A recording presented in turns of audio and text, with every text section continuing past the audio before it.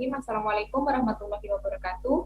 Selamat malam untuk Ibu Feti Fatimah selaku dosen pembimbing manajemen pemasaran. Kami dari kelompok 1 akan mempresentasikan hasil dari tugas kami.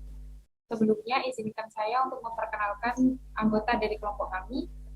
Yang pertama, saya sendiri Kasih Kusnia dengan NIM 21104112242. Selanjutnya, Saya Anis Nurhanafiah dengan NIM 21104111240.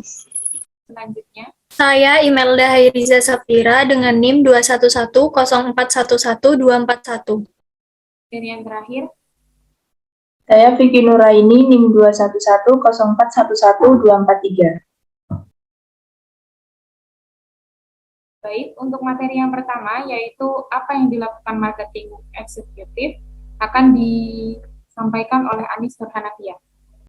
Saya di sini akan menjelaskan tentang bab 1, apa yang dilakukan marketing eksekutif. A. Kebangkitan pemasaran. Profesional pemasaran adalah orang-orang yang mengawasi perdagangan itu. Pemasaran adalah perdagangan membeli dan menjual. Jika setiap orang atau setiap keluarga harus memenuhi kebutuhan mereka sendiri sepenuhnya sendiri, tidak akan ada perdagangan dan tidak ada bisnis. Perdagangan yaitu bertukar satu hal untuk yang lain, membeli dan menjual barang dan jasa. Perdagangan menciptakan nilai dan membuat semua orang lebih kaya. B. Dua jenis profesional pemasaran. Ada dua macam profesional pemasaran. Salah satunya adalah pelaku. Seseorang yang menghabiskan sebagian besar waktunya melakukan hal-hal untuk mempromosikan dan menjual merek perusahaan mereka. Pemasaran berbasis bukti yaitu suatu kegiatan pemasaran di mana keputusan didasarkan pada pengetahuan umum yang andal tentang cara kerja dunia, cara pembeli membeli, dan cara kerja intervensi pasar. C. Ilmu pemasaran. Ilmu pemasaran adalah studi tentang pemasaran, baik pembelian maupun penjualan. Studi tentang pemasaran yang berusaha mengembangkan hukum dan pola ilmiah yang berulang dalam kondisi yang diketahui.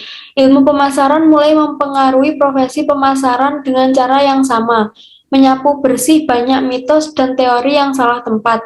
Ilmu pemasaran kadang-kadang disebut disiplin terapan. Pengertiannya adalah bahwa ada beberapa disiplin murni atau perhatikan konotasi bangsawan dan superioritas. Dan kemudian ada disiplin terapan.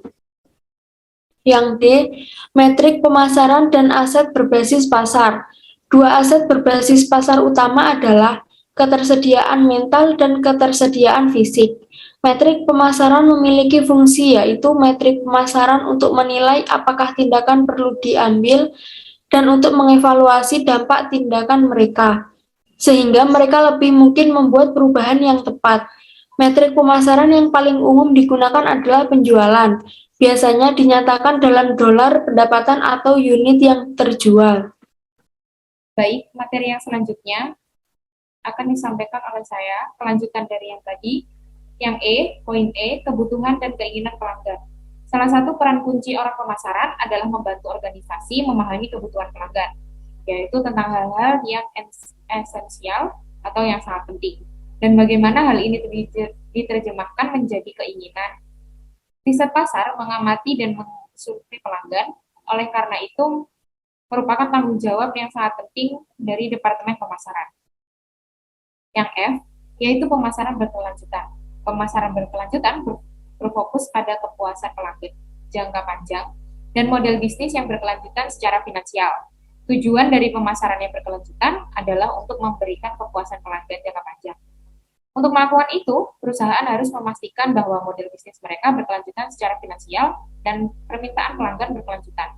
Itu pun harus termasuk mempertimbangkan pengaruh produksi, pemasaran, dan konsumsi terhadap masyarakat dan lingkungan. Baik, kesimpulannya, peran pemasaran adalah memahami perilaku konsumen dan menggali peluang pasar sehingga organisasi dapat beradaptasi dan tetap kompetitif. Riset pasar adalah salah satu alat pemasaran yang paling penting.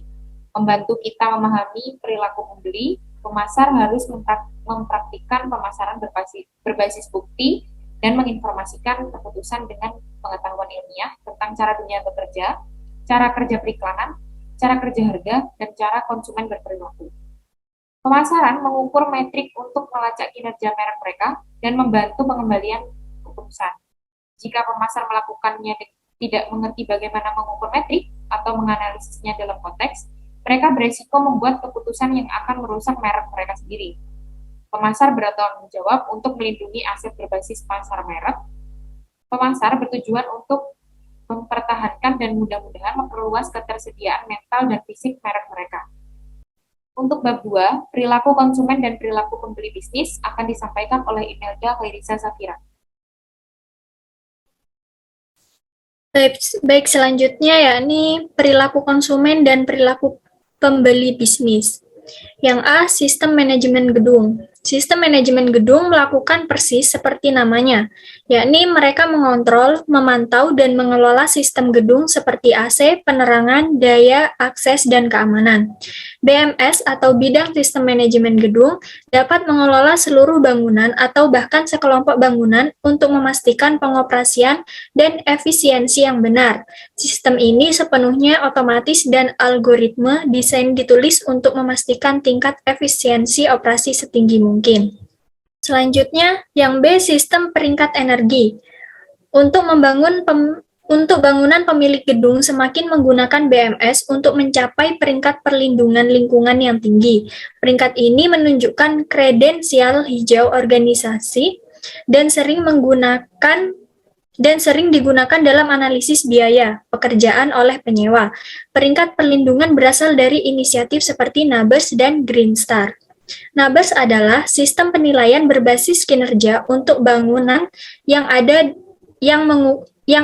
mengukur dampak operasional bangunan terhadap lingkungan dan membandingkan kinerja tersebut dengan bangunan lain.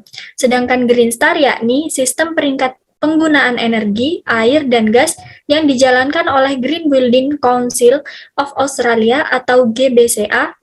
Ini adalah organisasi nirlaba nasional yang berkomitmen untuk mengadopsi praktik bangunan hijau oleh pembangun Australia. Selanjutnya, latar belakang industri.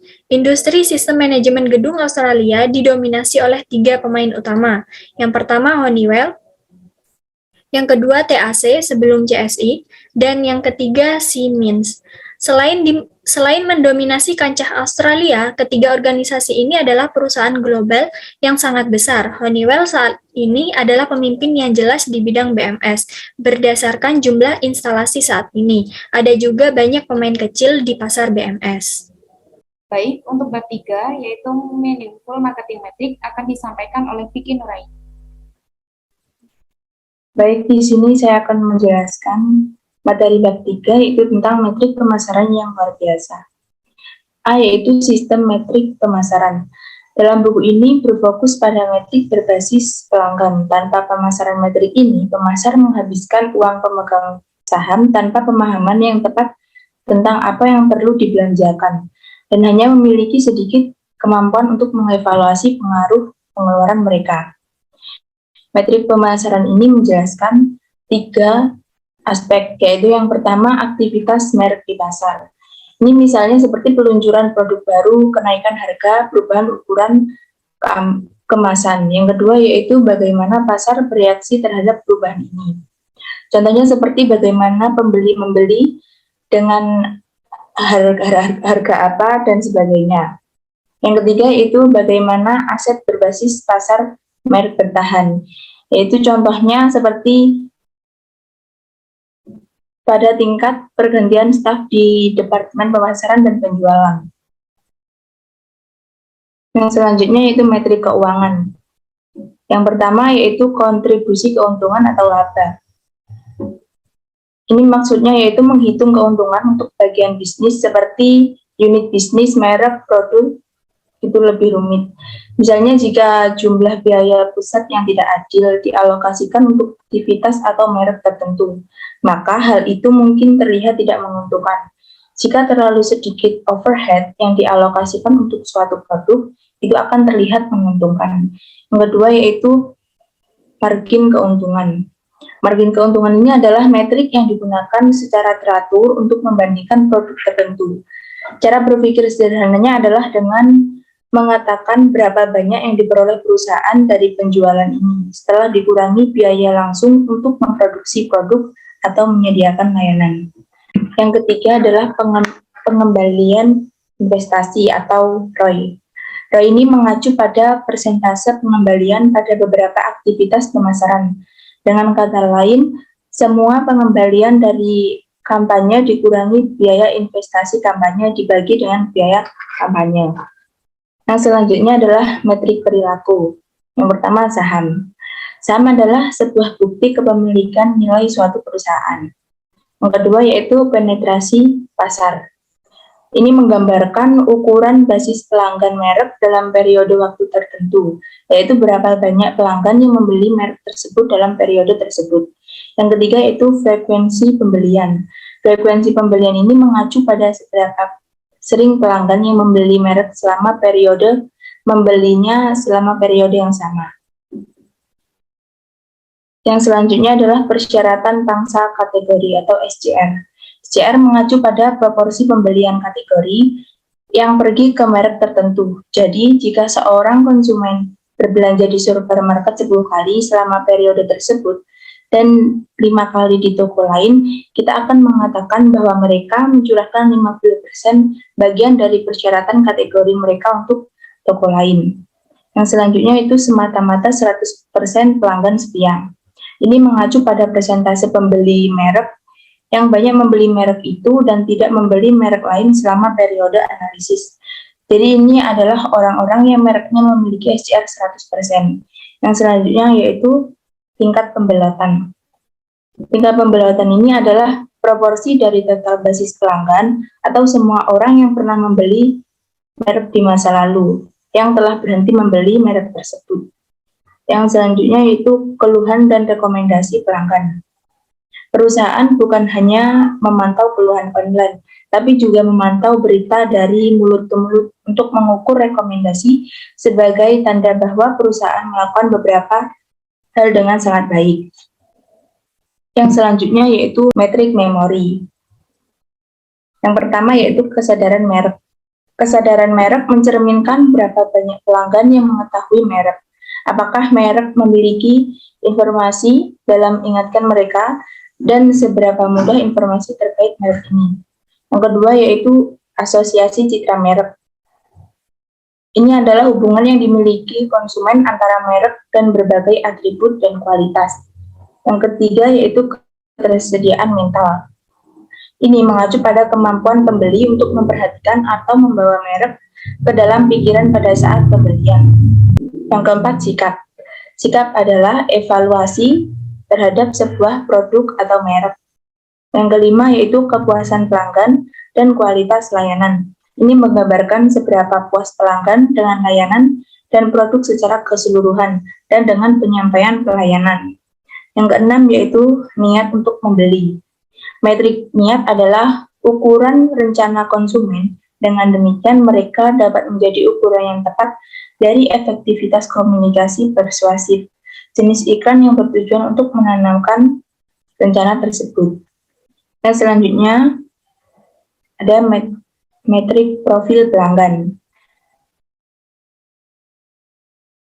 Metrik ini adalah digunakan untuk membantu pemasar mengidentifikasi dan menjangkau semua pembeli yang berbeda dalam kategori merek. Mereka menyertakan metrik seperti jenis kelamin, usia, atau pendapatan pelanggan. Kemudian ada metrik aktivitas pemasaran. Untuk memahami efek pemasaran, penting untuk mengukur dari waktu ke waktu pada saat aktivitas pemasaran yang dilakukan perusahaan. Misalnya untuk mencatat berapa banyak yang dihabiskan untuk iklan di media apa dan untuk pasar apa. Yang selanjutnya adalah metrik ketersediaan fisik. Ketersediaan fisik berarti membuat merek semudah mungkin diperhatikan dan dibeli. Metrik kesediaan fisik meliputi jumlah titik distribusi, jam buka, cakupan geografis titik distribusi, cakupan geografis titik pengiriman, jumlah titik tampilan di toko, jumlah rak yang dikhususkan untuk merek. Yang selanjutnya ada penampilan bisa menipu. Banyak merek bergantung pada survei konsumen. Kesalahpahaman utama tentang riset pasar adalah kita dapat mengetahui ukuran pertanyaan hanya dengan melihatnya. Kemudian ada tolok ukur pemasaran.